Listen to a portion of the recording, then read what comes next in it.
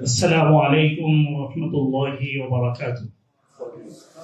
الحمد لله أهله والصلاة لأهلها أما بعد فأعوذ بالله من الشيطان الرجيم. بسم الله الرحمن الرحيم. ووصى بها إبراهيم بنيه ويعقوب يا بني إن الله اصطفى لكم الدين فلا تموتن إلا وأنتم مسلمون. صدق الله العظيم. তরুণ আলেম প্রজন্ম কিশোরগঞ্জ কর্তৃক আয়োজিত মসজিদ ভিত্তিক সমাজ বিনির্মাণ ও আমাদের করণীয় শীর্ষক আলোচনা সভা।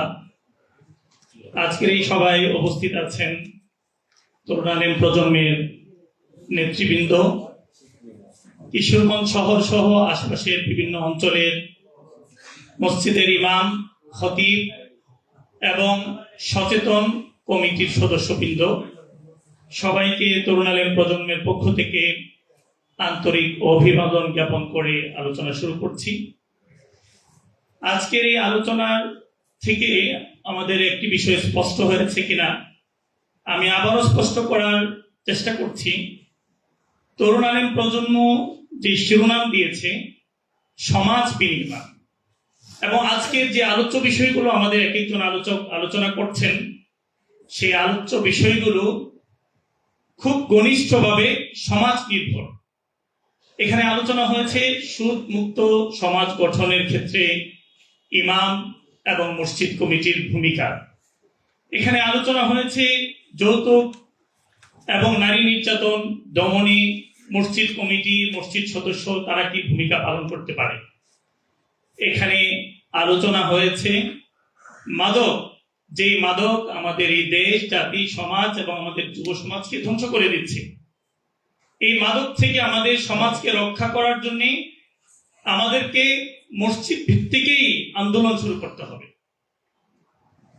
আমার যে বিষয়টি দেওয়া হয়েছে এটা মূলত সমাজের একটি ক্রাইসিসকে সলভ করার জন্য।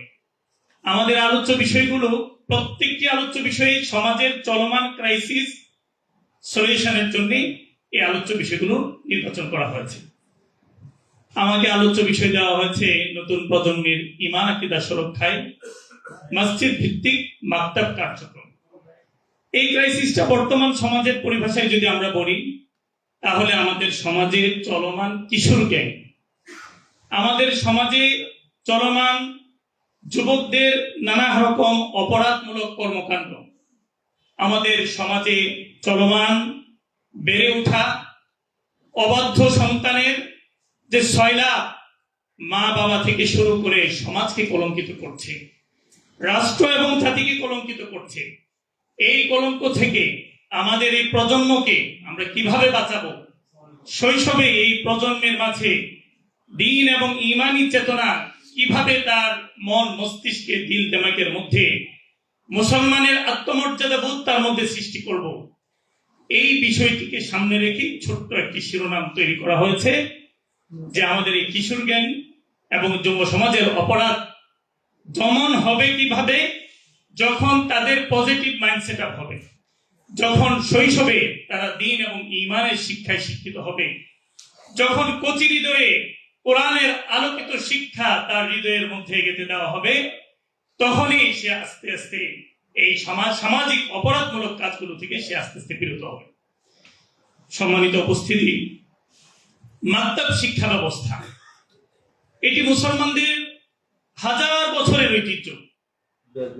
যুগের পর যুগ মুসলিম প্রজন্মকে গঠন করার জন্য, মুসলিম প্রজন্মকে আত্মমর্যাদাশীল করে গড়ে তোলার জন্য, মুসলিম প্রজন্মকে সামাজিক এবং রাষ্ট্রীয় অপরাধ থেকে মুক্ত করার জন্য যুগের পর যুগ এই মাকতাব কার্যক্রম, সাবাহি মাকতাব, মসজিদ ভিত্তিক মাকতাব হাজার বছর ধরে চলে এসেছে। এবং আমরা দেখেছি একটি সোনালী সমাজ, একটি সোনালী গৌরব উজ্জ্বল যুব সমাজ গড়ে উঠেছিল যখন এই সমাজে এই শিশুদের দ্বীন এবং ঈমানের চর্চাটা নিশ্চিত হয়েছিল। বর্তমান সময়ে আমাদের সমাজে আমাদের শিশুদের দ্বীন এবং ঈমানি চর্চা এটা প্রশ্নবিদ্ধ হয়েছে, যে কারণে আমাদের সমাজের মধ্যে কিশোর গ্যাং তৈরি হচ্ছে। এই মাকতাবের ইতিহাস যদি আমরা ইতিহাসের পাতা থেকে বলতে চাই, রাসূল করিম সাল্লাল্লাহু আলাইহি ওয়াসাল্লাম আহদে নববীর মধ্যে মক্কার মধ্যে রাসূল করিম সাল্লাল্লাহু আলাইহি ওয়াসাল্লাম সাফা পাহাড়ের পদদেশে আরকাম বিল আবুল আরকামের বাড়ি থেকে সর্বপ্রথম এই দ্বীনি বুনিয়াদি ফরজে আইন ইলমের শিক্ষার বিপ্লব শুরু করেন। মদিনার মধ্যে রাসূলুল্লাহ সাল্লাল্লাহু আলাইহি ওয়াসাল্লাম হিজরতের পরে প্রজন্ম গঠনের জন্য সুফা নামক প্রতিষ্ঠান তিনি প্রতিষ্ঠিত করেন। সাইয়্যিদুনা হযরত ওমর ইবনুল খাত্তাব রাদিয়াল্লাহু তাআলা আনহুর শাসনামলে হযরত ওমর রাদিয়াল্লাহু তাআলা আনহু এই প্রজন্মের দ্বীন এবং ঈমান সুরক্ষার লক্ষ্যে রাষ্ট্রীয়ভাবে বেতন ধার্য করে তিনি বিভিন্ন এলাকার মধ্যে মুআল্লিম নিযুক্ত করেন, যেন তারা এই প্রজন্মকে গঠন করতে পারে। প্রজন্মের অপরাধমূলক এই প্রবৃত্তি জাগ্রত হওয়ার পূর্বেই প্রজন্মের মধ্যে ইতিবাচক এবং দ্বীনি ধর্মীয় শিক্ষা অনুপ্রবেশ যেন প্রজন্মের মধ্যে হয়, এই জন্য ওমর রাদিয়াল্লাহু তাআলা আনহু রাষ্ট্রীয়ভাবে এই পদক্ষেপ নিয়েছিলেন। মুসলিম শাসন আমলে আমরা যদি দেখি, যখন মুসলমানের বিজিত দেশ বিস্তৃত হচ্ছিল, সেই ইতিহাসগুলো যদি আমরা দেখি তাহলে দেখব শাম, বাগদাদ, কুফা, তিউনিসিয়া, তুরস্ক, মরক্কো, মিশর সহ যে কয়টি দেশের মধ্যে ইসলাম অনুপ্রবেশ করেছে, মুসলিম মুজাহিদরা, মুসলিম রাষ্ট্রপ্রধানরা মসজিদ প্রতিষ্ঠা করার সাথে সাথে এই মসজিদের অবিচ্ছেদ্য অংশ হিসেবে প্রজন্মের দ্বীন এবং ঈমানি শিক্ষা পাঠশালা মাকতাবকে প্রতিষ্ঠিত করেছেন। সম্মানিত উপস্থিতি, বিশ্ব ভ্রমণকারী ইবনে বাতুতা তার ঐতিহাসিক গ্রন্থের মধ্যে লিখেছেন, যখন এই অঞ্চলের মধ্যে উমাইয়ার খেলাফত চলছিল, উমাইয়ার খলিফারা রাষ্ট্রীয়ভাবে প্রতিটি মসজিদের মধ্যে মাকতাব প্রতিষ্ঠা করেছিলেন। মুসলমানের ঐতিহ্যের যেমন স্পেন ছিল, মুসলমানের ঐতিহ্যের আরেকটি ভূমি ছিল যেটি ভূমধ্য সাগরের পাদদেশে সিসিলি নামে পরিচিত।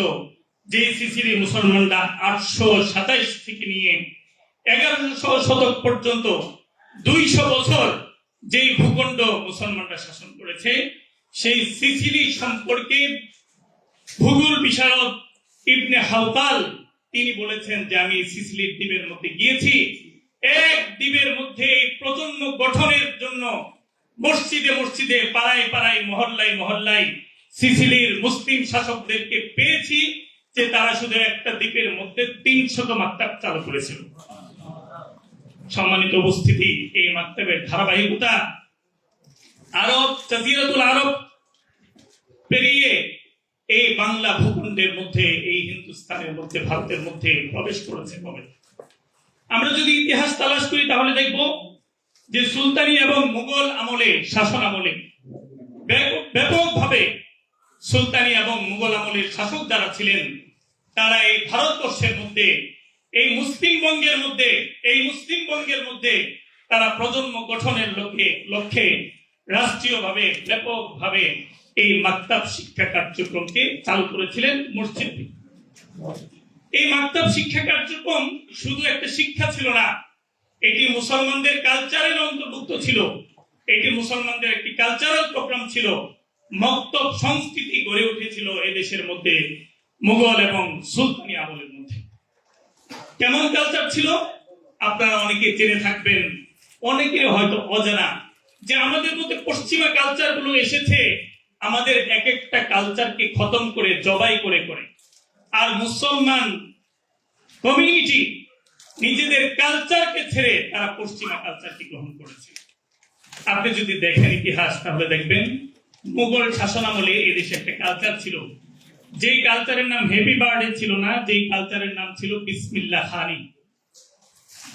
এটি তথ্যটি অনেকের কাছে নতুন মনে হবে, কিন্তু একাধিক রেফারেন্স সামনে রেখে আমি বলছি যে কালচারের নাম ছিল বিসমিল্লাহ খানি। মুসলিম সমাজের মধ্যে যদি কোনো মুসলমান সন্তান জন্ম নিত, এই মুসলিম শিশুর যখন 4 বছর 4 মাস 4 দিন বয়স হতো, 4 বছর 4 মাস 4 দিন, তখন আনুষ্ঠানিকভাবে এলাকার সবাইকে দাওয়াত দিয়ে মসজিদের মক্তবে নিয়ে তাকে সর্বপ্রথম বিসমিল্লাহর সবক দেওয়া হতো। এটার নাম হচ্ছে বিসমিল্লাহ খানি। এই সংস্কৃতি পুরান ঢাকাতেও চালু ছিল, কিন্তু আমরা জানি না। এই মুসলিম সংস্কৃতির চর্চাগুলো মুসলিম কমিউনিটি যখন ছেড়ে দিবে, তখন এই কমিউনিটির মধ্যে অপসংস্কৃতির সয়লাভ হবে। মুসলমান সমাজের মধ্যে এমন কোন সন্তান জন্মগ্রহণ করত না যেই সন্তান মসজিদের মধ্যে গিয়ে এসে শৈশবে কোরআন শিখত না। এটা আমাদের কালচার ছিল। আজকে এই কালচার সমাজ থেকে বিলুপ্ত হচ্ছে। কত বড় কালচার ছিল যে মুঘল শাসনামলে আওরঙ্গজেব তার মেয়ে জেবুন্নেসার বিসমিল্লাহ করেছেন, এটা ঐতিহাসিকভাবে প্রমাণিত। সম্মানিত উপস্থিতি, এই হাজার বছরের ঐতিহ্যের বার্তা আজকে সমাজে আছে না প্রায় বিলুপ্তির পথে? প্রায় বিলুপ্তির পথে। এই বিলুপ্তিটা হয়তোবা আমাদের ঘুমন্ত অবস্থায় অথবা জাগ্রত অবস্থায় চোখের সামনে অথবা অবহেলার কারণে, চোখের সামনে অথবা আমাদের অবহেলার কারণে এই সমাজ থেকে আজকে এই বক্তব্য শিক্ষা ব্যবস্থা বিলুপ্ত হচ্ছে। যার ফলশ্রুতিতে কিশোর জ্ঞান তৈরি হচ্ছে, যার ফলশ্রুতিতে এই যুব সমাজ মাদকাসক্ত হচ্ছে, যার ফলশ্রুতিতে এই সমাজ এবং রাষ্ট্রবিরোধী অপরাধের মধ্যে আমাদের যুব সমাজ লিপ্ত হয়ে যাচ্ছে। সম্মানিত উপস্থিতি, একজন শিশুর শৈশবের মধ্যে যদি শিশুর স্বাস্থ্য সুরক্ষা আপনি না করতে পারেন, শৈশবের স্বাস্থ্যহীনতা, পুষ্টিহীনতা আজীবন ধুকে ধুকে তাকে মারবে। ঠিক কিনা বলেন? শৈশবে আপনি টিকা দিয়েছেন না আপনার সন্তানকে, শৈশবে তার সেবা শুশ্রূষার ব্যবস্থা নেননি, পুষ্টিকর খাদ্য আপনি তাকে প্রদান করেননি। এই পুষ্টিহীনতা শুধু এই শৈশবের পুষ্টিহীনতা না, এই পুষ্টিহীনতা তার মধ্যে মৃত্যু পর্যন্ত তার প্রভাব। তার দেহের যেমন পুষ্টি আছে, ইমানেরও পুষ্টি আছে। আমাদের সন্তানদেরকে, আমাদের প্রজন্মকে যদি শৈশবে এই কচি বয়সে যদি মসজিদের মক্তবের মধ্যে আনা না হয়, তাদের মধ্যে যদি ইমানি পুষ্টি তৈরি করা না হয়, তাদের মধ্যে যদি ইমানের ভ্যাকসিন আর টিকা প্রদান করা না হয়, তাহলে অনিবার্যভাবে আমাদের মেনে নিতে হবে এই সমাজে না আপনার ঘরেও কিশোর জ্ঞান তৈরি হবে। অনিবার্যভাবে মসজিদের খতিবকে মেনে নিতে হবে এই মাদকের যে যুব সমাজ তার বাবার কলের ধরেছে, প্রস্তুত থাকেন আমার আপনার ইমাম খতিবের কলারে ধরে মাদকের টাকা নিবে, মসজিদ কমিটির কলারে ধরে মাদকের টাকা নিবে। মোহতারাম হাজিরিন, আমরা যা করছি সেগুলো আমাদের কামাই। ফখরে বাংলার তাজুল ইসলাম সাহেব বলেছেন, এই সমাজের মুসলিম অভিভাবকরা সচেতন হন, এই সমাজের ইমাম খতিবরা সচেতন হন। যদি সচেতন না হন তাহলে জেনে রাখবেন এই যুব সমাজের এমন অবক্ষয়, পদস্খলন হবে। এই মুসলিম যুব সমাজ আলেমদের কলারে ধরে ধরে, ওনার ভাষায় উনি বলেছেন টিকার ছাপবে, টিকার টিকার টিকার। 2013 সালে টিকার চেপেছে কিনা বলেন? সব হিন্দু ছিল নাকি মুসলমানের সন্তান? মুসলমানের সন্তান। আমাদের আকাবির এবং সালাফদের অনুভূতি ছিল, আজকে আমরা গঠন করার থেকে আমরা দূরে সরে গেছি। মুহতারাম হাজিরিন, এই মাকতাব হাজার বছরের মাকতাব আজকে বিলুপ্তির পথে। এই মাকতাব বিলুপ্তির একটা পরিকল্পনা হয়েছিল 1800। এই মাকতাব বিলুপ্তির যে ধারাবাহিক ইতিহাসটা আমি আপনাদের সামনে তুলে ধরতে চাই। 1757 থেকে এই ভারত উপমহাদেশের মধ্যে নবাব সিরাজউদ্দৌলার পতনের মধ্য দিয়ে 1857-তে চূড়ান্তভাবে সিপাহী বিপ্লব যখন ব্যর্থ হয়, এদেশের রাষ্ট্র ক্ষমতা, সমাজের নেতৃত্ব আলেমদের থেকে সরে যায়। এই সমাজ এবং রাষ্ট্রের দায়িত্ব এবং ক্ষমতা এবং আধিপত্য বিস্তার করে ব্রিটিশ কমিউনিটি। এই ব্রিটিশ কমিউনিটির আধিপত্যের মধ্য দিয়ে আমাদের ইসলামী শিক্ষা, সাহিত্য এবং ঐতিহ্য কালচারের যে অধঃপতন হয়েছে 1857 সালের এই আমাদের স্বাধীনতার বিলুপ্তি, এই বক্তব্য শিক্ষার বিলুপ্তির একটা কারণ। আরেকটি কারণ হলো পুরা বিশ্ব জুড়ে জাগতিক শিক্ষা ব্যবস্থার একটা লেভেল, একটা শিরোনাম ছিল প্রাইমারি শিক্ষা ব্যবস্থা, প্রাথমিক বিদ্যালয়। এই শিক্ষা ব্যবস্থাকে আরো সুন্দর এবং মডিফাই করে বাচ্চাদের উপযোগী করে 1837 সালে জার্মানির শিক্ষা অনুরাগী ফ্রেডরিক ফ্রয়েবেল সে কিন্ডারগার্টেন নামে এক শিক্ষা ব্যবস্থার আবির্ভাব ঘটায়। ইউরোপ দুনিয়া পাড়ি দিয়ে মুসলিম জাহান এবং এই ভারতবর্ষ বাংলা পর্যন্ত, আজকে তো বর্তমান সময়ে গ্রাম অঞ্চল পর্যন্ত এই কিন্ডারগার্টেন শিক্ষা ব্যবস্থার ব্যাপক বিস্তৃতি ঘটেছে। এই কিন্ডারগার্টেন শিক্ষা ব্যবস্থা শুরু হওয়ার আগে আমাদের এই সমাজের মধ্যে প্রাইমারি শিক্ষা ছিল। মুসলিম সন্তানরা সকালবেলায় উঠে মসজিদে যেত, মক্তব পড়তো, তারপরে 10টার সময় তারা স্কুলে যেত। যখন থেকে এই কিন্ডারগার্টেন শিক্ষা ব্যবস্থা ব্যাপকভাবে বিস্তৃত হয়েছে, তখন থেকে আমাদের এই মসজিদ ভিত্তিক মক্তবগুলো বিলুপ্ত হয়ে গিয়েছে। এটা তাদের কোনো পরিকল্পনা হতে পারে, কিন্তু আমি ঘোষিতভাবে তাদেরকে কোনো দোষারোপ করব না, কারণ তারা তো তাদের কাজ করবে। আমরা বিপরীত পাল্টা পরিকল্পিত কোনো উদ্যোগ গ্রহণ করেছি কিনা এই মক্তবকে ঠিকানোর জন্য, এটা হচ্ছে আজকে প্রশ্ন।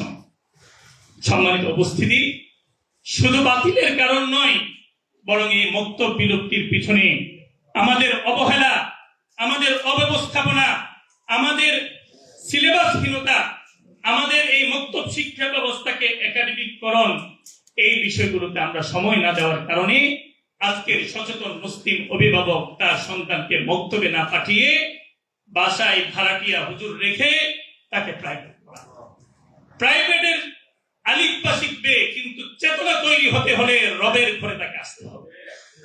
মুসলিম প্রজন্মের চেতনা তৈরি হয়েছিল, তারা শৈশবে প্রথম তাদের পাঠশালা হতো মসজিদ, প্রথম তাদের উস্তাদ হতো ওয়ারিসে নবী, ইমাম এবং খতিব, প্রথম তাদের কিতাব হতো মহাঐশী গ্রন্থ আল কুরআনুল কারীম। এই তিনটা জিনিস থেকে এই প্রজন্মকে বিচ্ছিন্ন করার জন্য যেমন আগ্রাসী পরিকল্পনা হয়েছে, পশ্চিমারা পরিকল্পনা করেছে, ঠিক তেমনি ভাবে আমাদের অবহেলাও এর জন্য কোনো অংশে কম দায়ী না। এই জন্য আমরা আবার নতুন ভাবে এই 1000 বছরের ঐতিহ্যকে পুনরুজ্জীবিত করতে চাই। আপনাদেরকে আমি একটি তথ্যের মধ্যে উপাসনা, এটা একমাত্র ইসলামী এই পৃথিবীর মধ্যে দিয়েছে। ইসলামের পূর্বে দর্সগাহ, উপাসনালয় কেন্দ্রিক দর্সগাহ, মসজিদ ভিত্তিক শিক্ষা ব্যবস্থা অথবা উপাসনালয় ভিত্তিক শিক্ষা ব্যবস্থার কোন ইতিহাস আমরা খুঁজে পাবেন না। চার্চ পেগোডার মধ্যে তারা পূজা করত আর পূজার পরে তালা দিয়ে বের হয়ে যেত। এখানে কোনো শিক্ষা ব্যবস্থা ছিল না। কিছু কিছু জায়গায় তাদের স্বাস্থ্য সেবার কথা পাওয়া যায়। এই পশ্চিমা দুনিয়া দেখেছে যে মুসলিম প্রজন্ম ইসলামের উপরে টিকে যাওয়ার একটি কারণ হলো যে তারা শৈশবে মসজিদে যায়। এই জন্য এই পেশা ব্যবস্থা বিলুপ্ত করতে হবে। মুসলমানদেরকে বিশ্বকাপে যেমন ব্যস্ত করেছে, মুসলিম প্রজন্মকে কিন্ডারগার্টেনের মধ্যে ব্যস্ত করে দিতে হবে। সম্মানিত উপস্থিতি, ওরা যেমন আমাদের এই মাক্তাব বিলুপ্তির জন্য পদক্ষেপ গ্রহণ করেছে, ঠিক তেমনি ভাবে আইডিওলজিটা চুরি করে তারা এখন চার্চ ভিত্তিক শিক্ষা ব্যবস্থা চালু করেছে। মন্দির ভিত্তিক শিক্ষা ব্যবস্থা চালু হয়েছে গত ফ্যাসিস্ট আমলে। ইসলামিক ফাউন্ডেশনের যে হাদিয়া অনেকে পেয়ে থাকেন, এগুলো হচ্ছে আইওয়াস, এর অপর পৃষ্ঠে ছিল মন্দিরের হাদিয়া। সেই বাজেট আমরা জানি না, আপনি শুধু ওয়েবসাইটটা খুঁজে দেখবেন। সনাতনী ধর্ম প্রচারের জন্য মন্দির ভিত্তিক তাদের বাজেট কত। মসজিদ ভিত্তিক গণশিক্ষা, এটা শিরোনাম ছিল, কিন্তু এর অপর পৃষ্ঠায় ছিল মন্দির ভিত্তিক গণশিক্ষা, এবং সেটাকেই অগ্রসর করার একটি দুরভিসন্ধি তাদের ছিল। সম্মানিত উপস্থিতি, আজকের মুসলমানদের এই আইডিওলজি, মুসলমানদের এই উপাসনালয় কেন্দ্রিক এবং মসজিদ ভিত্তিক শিক্ষা ব্যবস্থার এই আইডিয়াকে চুরি করে সারা দুনিয়ার মধ্যে চার্চ কেন্দ্রিক শিক্ষা ব্যবস্থা চালু করা হয়েছে, মন্দির কেন্দ্রিক শিক্ষা ব্যবস্থা চালু করা হয়েছে প্রেগোডা কেন্দ্রিক শিক্ষা ব্যবস্থা, যেন অমুসলিমরা তাদের উপাসনালয়ের মধ্যে গিয়ে প্রাইমারি শিক্ষা অর্জন করে তারা যেন তাদের দিনের উপরে টিকে থাকতে পারে। যে কোনো ভাবে আমাদেরকে চ্যালেঞ্জটা গ্রহণ করতে হবে। আমাদের এই নতুন প্রজন্মের ঈমান আকীদা সুরক্ষা করতে হবে। আমাদের এই নতুন প্রজন্মের মুসলমানিত্ব টিকানোর জন্য এই সমাজের মধ্যে, এই ভূখণ্ডের মধ্যে, এই জমিনের মধ্যে, এই মসজিদগুলোর মধ্যে পুনরায় এই মাকতাবকে চিন্তা করতে হবে। মাকতাব যদি বেঁচে থাকে, প্রজন্ম দিনের উপরে বেঁচে থাকবে। আবার বলছি, মাকতাব যদি বেঁচে থাকে, প্রজন্ম দিনের উপরে বেঁচে থাকবে। মাকতাব যদি বিলুপ্ত হয়ে যায়, ধ্বংস হয়ে যায়, এই প্রজন্ম দ্বীন এবং ঈমানের উপরে টিকে থাকতে পারবে না। এই জন্য এটা শুধু প্রয়োজন না, এটা শুধু আমাদের একটা কাজ না, এটা আমাদের একটা চ্যালেঞ্জ, এটা আমাদের একটা কর্তব্য, এটা আমাদের একটা ফারিজা। এটা ফারিজা বলছি, অনেকে অবাক হবেন। ইমাম গাজ্জালী রাহমাতুল্লাহি আলাইহি ইহইয়া উলুমুদ্দিন খুলে দেখেন, উনি লিখেছেন, ওয়াজিবুন আন ইয়াকুনা ফি কুল্লি মসজিদিন ওয়া মাহাল্লিন মুআল্লিমুন ইউআল্লিমুন নাস দীনাহুম ইয়াবকা ফিল আরদি জাহিল। প্রত্যেক ইমামের জন্য, কমিটির জন্য এটা ওয়াজিব যে ওই ভূখণ্ডের, ওই সমাজের, ওই শ্রেণীর মানুষের দিন এবং ঈমান হেফাজতের লক্ষ্যে মসজিদ ভিত্তিক কার্যক্রম পরিচালনা করা। মুহতারাম হাজিরিন, এই চ্যালেঞ্জগুলো নবীরা গ্রহণ করেছেন। আল্লাহ রাব্বুল আলামিন কুরআনুল কারীমের মধ্যে দায়িত্বহীন কণ্ঠে নবীদের সেই চ্যালেঞ্জ গ্রহণ করার কথা উল্লেখ করেছেন। নবীরা বলেছেন, ওয়াসা বিহা ইব্রাহিম বানিহি ওয়া ইয়াকুব ইয়া বানিয়া ইন্নাল্লাহা আসতাফা লাকুমুদ-দীন ফালা তামুতুন্না ইল্লা ওয়া আনতুম মুসলিমুন। সমস্ত আম্বিয়া আলাইহিস সালাম প্রজন্মকে বুঝিয়েছেন, ইন্নাল্লাহা আসতাফা লাকুমুদ-দীন, ও আমার সন্তান, ও আমার প্রজন্ম, রব তোমার জীবনের সমাধানের জন্য দ্বীনকে নির্বাচন করেছেন, তোমার দুনিয়া এবং আখিরাতের সফলতার জন্য দ্বীনকে নির্বাচন করেছেন। ফালা তামুতুন্না ইল্লা ওয়া আনতুম মুসলিমুন।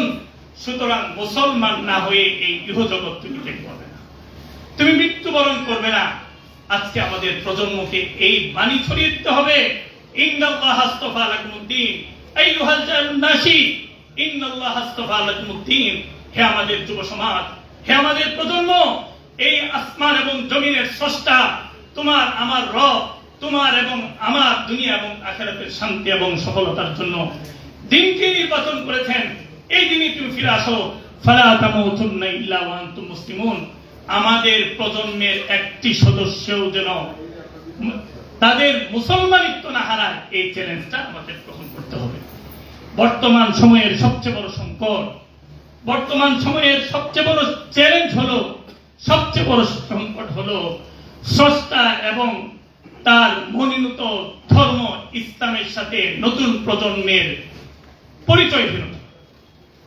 বর্তমান সময়ের সবচেয়ে বড় সংকট হলো স্রষ্টা এবং তার মনোনীত দ্বীন ইসলামের সাথে এই নতুন প্রজন্মের পরিচয়হীনতা। এটা হচ্ছে সবচেয়ে বড় সংকট। দ্বীন এবং ঈমানের পরিচয় আমাদের এই সন্তানদের সামনে তুলে ধরতে হবে। আমাদের এই সন্তানকে তাদের মুসলমানিত্ব টিকিয়ে রাখতে হবে। কেন? আজকে আমরা যারা এখানে অভিভাবক তুল্য মানুষ একত্রিত হয়েছি, আমি আপনি একটি জীবন, একটি লাইফ অতিক্রম করেছি, কিন্তু আমি আপনি জানি না যে আমার প্রজন্ম কালচারাল কি পরিমাণ প্রেসারের মধ্যে তারা আছে, ধর্মহীনতার কি পরিমাণ ক্রাইসিস, কি পরিমাণ চ্যালেঞ্জ তার সামনে আসছে। যে চ্যালেঞ্জগুলো যদি সে মোকাবেলা করতে না পারে, ক্রাইসিসগুলো যদি সমাধান করতে না পারে, তাহলে এই প্রজন্মকে দ্বীন এবং ধর্মের উপর টিকানো কঠিন হয়ে যাবে। সম্মানিত উপস্থিতি, আমাদের এই সমাজের বড় বড় ফিতনা, যে ফিতনাগুলোর সম্মুখীন হচ্ছে আমাদের প্রজন্ম, এর মধ্যে এক নাম্বার ভয়াবহ ফিতনা হচ্ছে ইর্তিদাদ এবং ধর্মহীনতার ফিতনা। আমরা এটা যেন মনে না করি যে একজন খ্রিস্টান হয়ে গেছে সে শুধু ধর্মহীন হয়ে গিয়েছে। মনস্তাত্ত্বিক ধর্মহীনতা, সাইয়্যিদ আবুল হাসান আল-নদভী রাহমাতুল্লাহি আলাইহি বলেছেন, বর্তমান সময়ে মনস্তাত্ত্বিক ধর্মহীনতা মসজিদে প্রবেশ করেছে। বর্তমান সময়ে মনস্তাত্ত্বিক ধর্মহীনতা মুসলিম পরিবারের মধ্যে প্রবেশ করেছে। বর্তমান সময়ে মনস্তাত্ত্বিক ধর্মহীনতা মুসলিম কমিউনিটির মধ্যে ঢুকে গিয়েছে। মনস্তাত্ত্বিক ধর্মহীনতা বুঝতে হবে, এটা অন্য একটা মহাজারা। এটার জন্য অনেক লম্বা ক্লাস করার দরকার যে মনস্তাত্ত্বিক ধর্মহীনতাটা কি। সাইয়্যিদ আবুল হাসান আল-নদভী রাহমাতুল্লাহি আলাইহি বলেছেন, এই এমন একটা ধর্ম, মানুষ হিন্দু হলে বলতে যায় সে হিন্দু হয়েছে, খ্রিস্টান হলে বোঝা যায় সে খ্রিস্টান হয়েছে, মুসলমান হলে বোঝা যায় মুসলমান হয়েছে। কিন্তু মুসলমানের মধ্যে এই ইউরোপীয় সভ্যতা, এই পশ্চিমা দর্শন ধর্মের নাম না দিয়ে এমন কিছু কালচার, এমন কিছু ফিতনার জাল বিছিয়েছে, যে ফিতনার মাধ্যমে আমাদের এই মুসলিম প্রজন্ম ধর্মহীন হবে। কিন্তু সেটি কোন ধর্মাবলম্বী এই নাম তোমরা খুঁজে পাবে না। সাইয়্যিদ আবুল হাসান আল-নদভী রাহমাতুল্লাহি আলাইহি বলেছেন, এটা হচ্ছে এই সমাজের মুসলিম কমিটির সবচেয়ে বড় ভয়াবহ ফিতনা, মনস্তাত্ত্বিক ধর্মহীনতা, ইর্তিদাদ এবং ধর্মহীনতা, সেকুলারিজম এবং নাস্তিকতা, ওরিয়েন্টালিজম, পশ্চিমা পাশ্চাত্যবাদ, পাশ্চাত্যবাদ। এটা কি কেউ দর্শন বলে? এটা দর্শন হিসেবে আমাদের কাছে এসেছে, ধর্ম হিসেবে নয়। এই দর্শন আমার প্রজন্মকে, আপনার প্রজন্মকে ধর্মহীনতার পথে অগ্রসর করে। এই জন্য আমাদের মসজিদ ভিত্তিক আমাদের এই পাশ্চাত্য দর্শন সম্পর্কে আলোচনা করার দরকার, ধর্মহীনতা সম্পর্কে আলোচনা করার দরকার, সেকুলারিজম সম্পর্কে আলোচনা করার দরকার। আমাদের প্রজন্মের আগ্রাসনের অন্য একটা বড় প্ল্যাটফর্ম হচ্ছে ডিজিটাল ফিতনা। এই ডিজিটাল ফিতনা আপনি সুদ বন্ধ করবেন, মাদক বন্ধ করবেন, জুয়া বন্ধ করবেন। প্রতি রাতে মিলিয়ন মিলিয়ন ডলারের জুয়া খেলে আমার আপনার সন্তানরা কিসে খেলে? ডিজিটাল আসক্তিতে, ডিজিটাল মাধ্যমে তারা এগুলো খেলে। মুহতারাম হাজিরিন, আমাদের এই প্রজন্মের সামনে হিউম্যানিজমের একটা ফিতনা আছে, ফেমিনিজমের একটা ফিতনা আছে, লিবারালিজমের ফিতনা। এটা তো একবারে নরমালাইজ হয়ে গিয়েছে। এই প্রজন্মের সবচেয়ে ভয়াবহ ফিতনা বর্তমান সারা দুনিয়ার মধ্যে বিস্তার লাভ করেছে। সেই ফিতনার নাম হচ্ছে LGBTQ। হয়তো আমরা অনেকেই টি পর্যন্ত জানি, টি এর পরের ভাষণ হচ্ছে কিউ। এই প্রত্যেকটার মিনিং, প্রত্যেকটা ডেফিনেশন যদি বলা হয় অনেক লম্বা সময় হবে। এক কথাই বলি, সেটা হচ্ছে সমকামিতা, ট্রান্সজেন্ডার মতবাদ। এই ট্রান্সজেন্ডার মতবাদ এটা গ্লোবালাইজেশন করা হবে। এটাকে এমন ভাবে পরিকল্পনা করা হয়েছে, আপনি ইমাম সাহেব আপনার বাচ্চাকে স্কুলে পড়ান, আপনার ঘরে তো ফিতনা আসবে না, আপনার সন্তানের পাঠ্যপুস্তকের বইয়ের লাইনের ভিতর দিয়ে, প্রবন্ধের ভিতর দিয়ে এলজিবিটি ঢুকে দেওয়া হয়েছে। সুতরাং খুব চ্যালেঞ্জ আমাদের এই সমাজের মধ্যে। লিভ টুগেদার, এটা আজকে অবৈধ কিছু মনে করে না এই প্রজন্ম। বিবাহ বহির্ভূত বসবাস, এটা এখন গুনাহ হারাম মনে করে না, এটা সামাজিক কালচার হয়েছে। কালচার হয়েছে কেন বলেন? এটি ইউনিভার্সিটির কালচার। উত্তরার মধ্যে, ঢাকা শহরের বিভিন্ন অঞ্চলের মধ্যে লিভ টুগেদারদের জন্য আলাদা বিল্ডিং করা হয়। এই সম্পর্কগুলো যদি আমরা অ্যাডজাস্ট করতে না পারি, সমাজ কি? এই পাশ্চাত্য দর্শন সম্পর্কে যদি আমি না জানি, আমার সমাজকে কিভাবে জানাবো? এলজিবিটি সম্পর্কে যদি আমি না জানি, আমার সমাজকে কিভাবে জানাবো? আমার এই প্রজন্মকে কিভাবে উদ্ধার করব? সম্মানিত উপস্থিতি, আমাদের এই ফিতনাগুলোকে ওভারকাম করতে হবে, এই ফিতনাগুলোকে অ্যাড্রেস করতে হবে। সমাজের অভিভাবকদেরকে বোঝাতে হবে, এই প্রজন্মকে রক্ষা করতে হবে।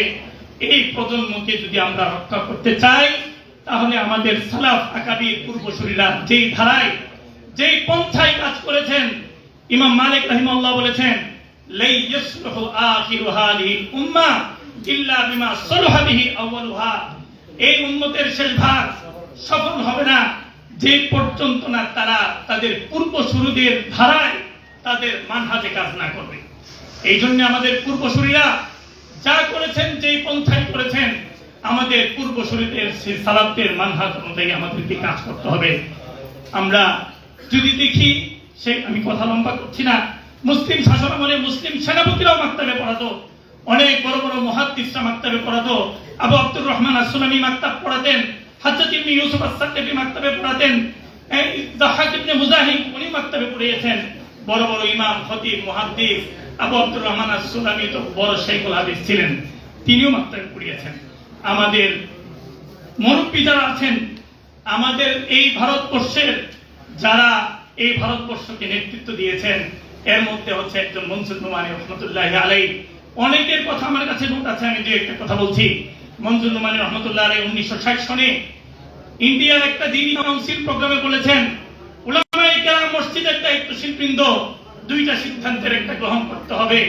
হয়তো এই প্রজন্মের ইর্তিদাত এবং ধর্মহীনতাকে মেনে নিতে হবে, নতুবা এই ধর্মহীনতা থেকে এই প্রজন্মকে রক্ষা করার জন্য এই সমাজের রংজনদে মাকতাবের চাল বিছাতে হবে। মসজিদ ভিত্তিক মাকতাবের চাল বিছিয়ে এই প্রজন্মকে কোরআনী শিক্ষা বিপ্লবের মধ্য দিয়ে তাদেরকে উদ্ধার করতে হবে।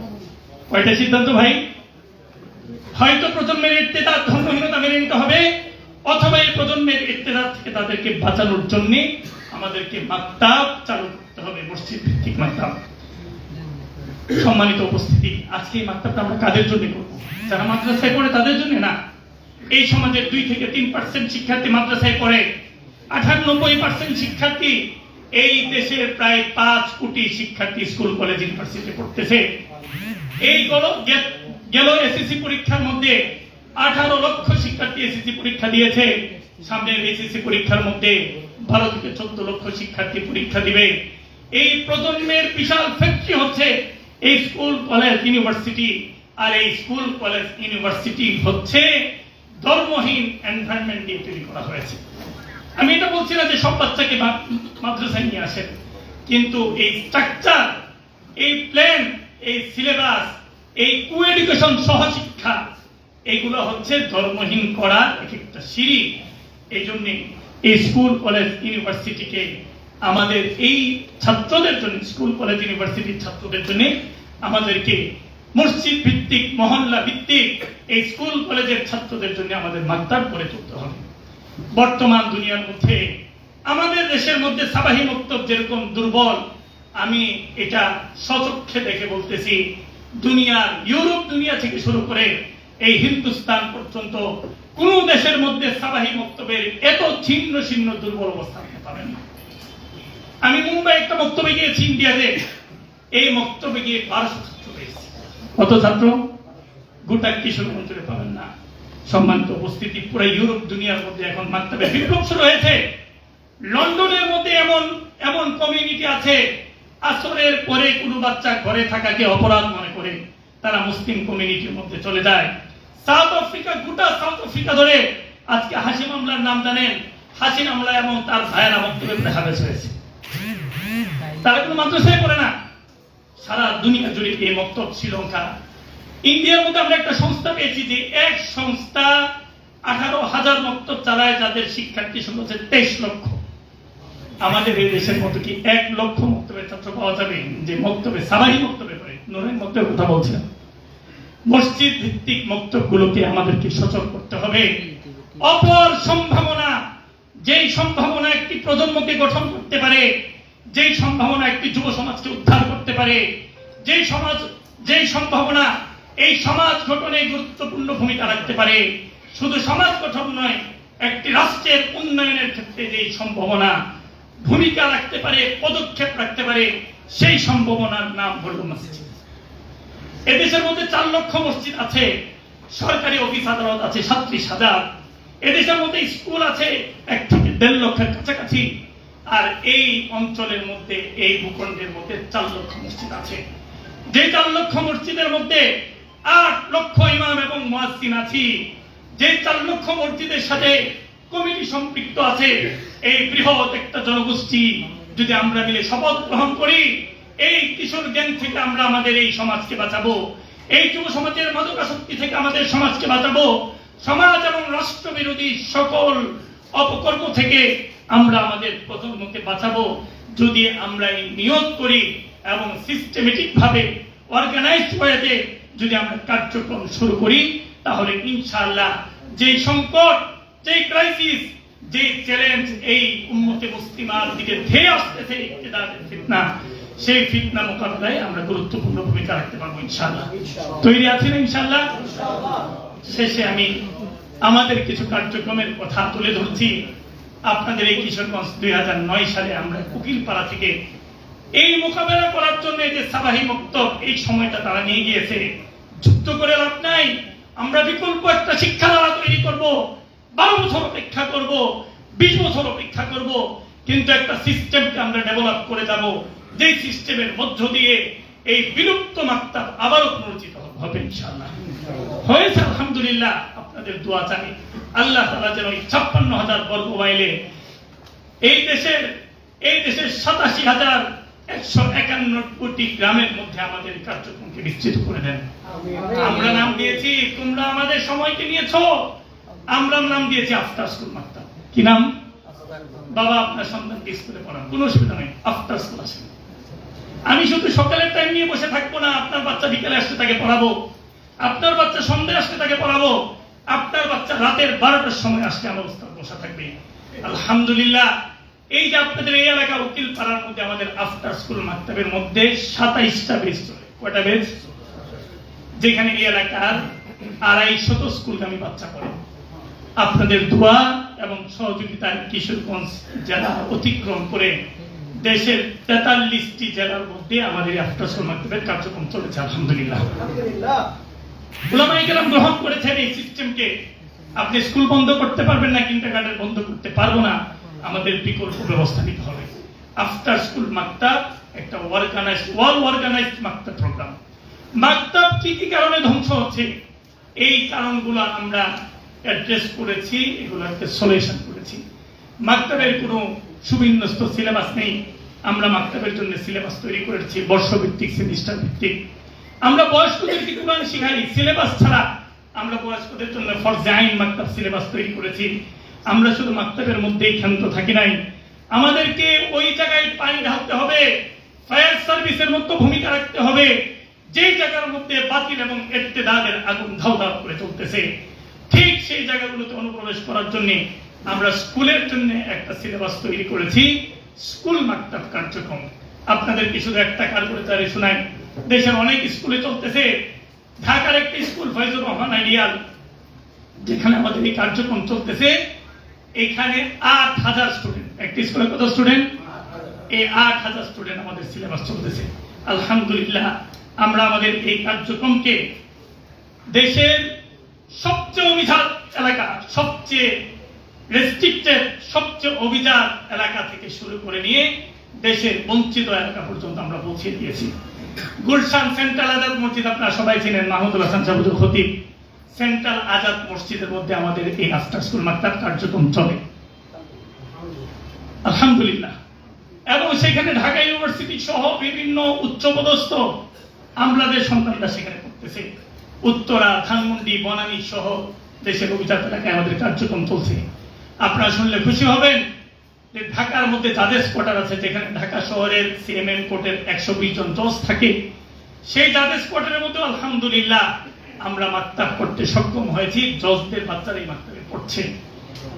আমরা উত্তরবঙ্গ সহ পার্বত্য অঞ্চলের মধ্যেও যে সমস্ত এলাকার মধ্যে প্রকাশ্যে ধর্মহীনতার কাজ চলছে, কাদিয়ানীদের কাজ চলছে, সেখানে কাজ করছি। সেখানে আলহামদুলিল্লাহ ব্যাপকভাবে এর ফলাফল আমরা পাচ্ছি আলহামদুলিল্লাহ। বিষয়টা কি? গুলশানের মধ্যে মক্তবে বাচ্চা আসছে, আমার করিমগঞ্জের একটা মফস্বল এলাকার মসজিদে বলি বাচ্চা আসে না। এখন এই বিষয়টা আমাদেরকে খুঁজে বের করতে হবে। আপনি যদি কোয়ালিটি সেবা প্রদান করেন, তাহলে অভিজাত এলাকার না, শুধু এই দেশের সর্বোচ্চ পর্যায়ের মানুষগুলো আমাদের বক্তব্যে চলে আসবে ইনশাল্লাহ। এই জন্য আমরা আপনাদেরকে উদাত্ত আহ্বান করব যে আমাদের মাকতাবের কোয়ালিটিটা আমরা বাড়াই। কোয়ালিটি কিভাবে বাড়াবো? মাকতাবের একটা ম্যানেজমেন্ট থাকবে, মাকতাবের একটা কমিটি থাকবে, মাকতাবের সুবিন্যস্ত সিলেবাস থাকবে, মাকতাবের পরীক্ষা থাকবে, মাকতাবের ইয়ারলি যেমন তাদের বই পুস্তক থাকবে, মাকতাবের সার্টিফিকেটও থাকবে। আমরা আলহামদুলিল্লাহ সারা দেশের মধ্যে কেন্দ্রীয় পরীক্ষা নেই এবং ইয়ারলি তাদেরকে সার্টিফিকেট প্রদান করি। আপনি যখন একটা শিক্ষা ব্যবস্থাকে কোয়ালিটি সেবা প্রদান করবেন, সমাজের সর্বশ্রেণীর মানুষ আমাদের এই মক্তব শিক্ষার মধ্যে অন্তর্ভুক্ত হতে তারা বাধ্য হবে ইনশাআল্লাহ। আমি মসজিদ কমিটি, মসজিদের ইমাম খতিব এবং সচেতন মুসল্লিদের প্রতি উদাত্ত আহ্বান রাখবো যে এই তরুণ আলেম প্রজন্ম যে উদ্যোগ নিয়েছে, এই সেমিনার এখানেই শেষ নয়।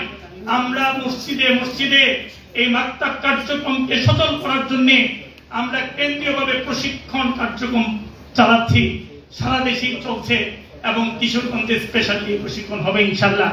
আপনারা সবাই প্রশিক্ষণে অংশগ্রহণ করবেন, তাহলে একটা অর্গানাইজ মাকতাব কিভাবে আপনি পরিচালনা করবেন, এখান থেকে আপনি একটা পাথিও পেয়ে যাবেন ইনশাআল্লাহ। আমাদের এখানে উপস্থিত আছেন আমাদের এই শহরের বিশিষ্ট সমাজসেবক, আমাদের মহব্বতের মানুষ হাজী ইসরাইল সাহেব এখানে উপস্থিত আছেন। আমরা ওনাকে ধন্যবাদ জানাই যে উনি এসেছেন। ওনার কাছে আমরা উদাত্ত আহ্বান রাখবো, আল্লাহ যদি ওনাকে এই শহরের মেয়র হিসেবে নিযুক্ত করেন, আল্লাহ যদি ওনাকে এই শহরের মেয়র হিসেবে নিযুক্ত করেন, ওনার প্রথম কাজ হবে কিশোর গ্যাং দমনের জন্য, এই যুব সমাজকে গঠন করার জন্য ওনার প্রথম উদ্যোগ হবে যে উনি এই শহরের প্রতিটা মসজিদে মসজিদে ওনার চেয়ার থেকে বসে প্রত্যেকটা মসজিদের মধ্যে অর্গানাইজ মাকতাব চালু করবেন ইনশাআল্লাহ। আল্লাহ তাআলা আমাদের এই উদ্যোগকে, এই কার্যক্রমকে কবুল করেন। আমাদের কিশোরগঞ্জের প্রতিটা মসজিদে মসজিদে এই মাকতাব কার্যক্রম চালু করার তৌফিক দান করেন। আপনাদের হাতে একটা প্রসপেক্টাস পৌঁছেছে। আমাদের এই প্রসপেক্টাসের মধ্যে টোটাল জিনিস দেওয়া আছে। আপনার যে মাকতাব কার্যক্রম চালু করেন আমাদের কি কি সেবা পাবেন, নাম্বারও আছে, আপনারা যোগাযোগ করবেন ইনশাআল্লাহ। আজকে আমাদের এখানে জনাব ইসরাইল সাহেব এসেছেন আলহামদুলিল্লাহ। উনি কিশোরগঞ্জের 2টা মসজিদের সভাপতি, বয়লা মসজিদ, ইমামবাড়ি মসজিদ এবং বড়বাজার বড় মসজিদ। তো আমরা যেরকম অন্যদেরকে সভাপতি কমিটি সদস্য হিসেবে দাওয়াত দিয়েছি, উনি খুশি হয়ে আলহামদুলিল্লাহ আমাদের এখানে এসেছেন, অংশগ্রহণ করেছেন, সহযোগিতা করেছেন। আল্লাহ তাআলা সবাইকে কবুল করেন। তরুণ আলেম প্রজন্মের এই এজেন্ডামূলক প্রোগ্রামগুলো আল্লাহ তাআলা সমাজে বাস্তবায়ন করার তৌফিক দান করেন। আমিন ওয়া আখিরু দাওয়ানা আলহামদুলিল্লাহি রাব্বিল আলামিন।